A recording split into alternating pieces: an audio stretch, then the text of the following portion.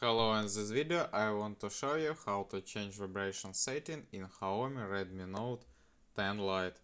First you need to open the setting in your device and then scroll down. Here you can find the vibration and sound. Select it and then scroll down again.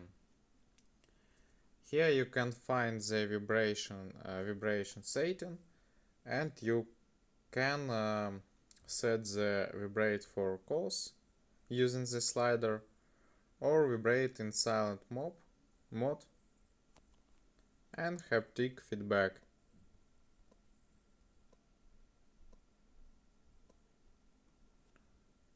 Vibration have only three parameters. You can go to this section and select it. That's all for today. Goodbye.